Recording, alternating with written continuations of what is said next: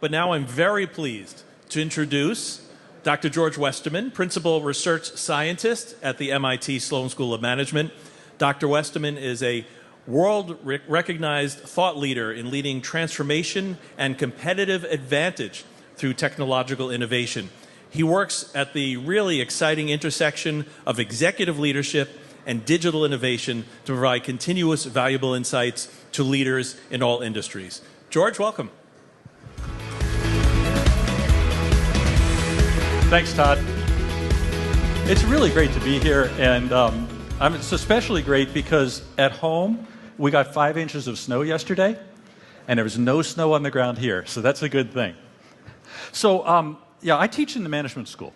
And so what I focus on, he said technology, innovation, leadership, I try to take technologies and make them, to demystify them, to help leaders understand what's happening there, and then really think about how do you design your organization and how do you lead transformation. So I did some of the earliest research on digital transformation 15 years ago. To tell you how long ago that was, nobody used the word digital transformation back then. Right? And so I wrote some book on that. I had done work with IT organizations before that. I've done work in skills and careers. And now, of course, AI, all of those things come together. AI is affecting all of that. 3 pieces here. Number 1 is, what is AI? Now, Eric already talked about what is AI. I'm going to give you my version of it. Okay? And think about these elements of the different kinds of AI and how to think about it. Number 2 is Gen AI, because that's really where we're spending a lot of time now, a lot of attention on ChatGPT and Gemini and Midjourney and all these Sora and all these others. How do you think about making that work in your organization? Because it's tremendously powerful, but also very risky. And how do you think about that?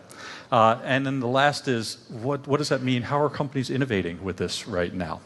So first, what is AI? And like I said, it's a little bit scary after having followed an AI professor. But like I said, it's mostly correct and hopefully very clear when we talk about it. What is AI? Well, the thing about what is AI is it's really hard, right? The definitions Eric gave were from 2003. Now, Google does not track Google Trends back in 2003. They started in 2004. And look what generative AI. Nobody was talking about it because it didn't exist back then, right? But then deep learning, he talked about that, and you can see how that came on 10 years ago or something like that. That was really cool. We had a thing called the Work of the Future Initiative.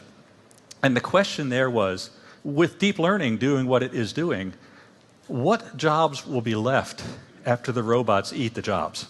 Okay? And we found out actually they don't eat the jobs, they eat pieces of the jobs, right?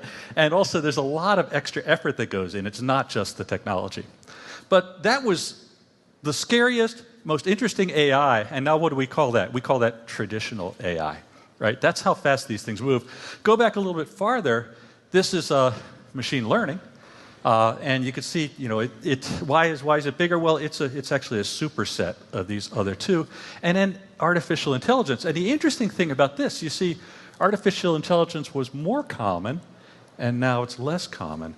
Because artificial intelligence back then was a different kind of thing than it is now, just like Eric was talking about, right? So with these elements, how do you make sense out of this mess when it keeps moving so quickly?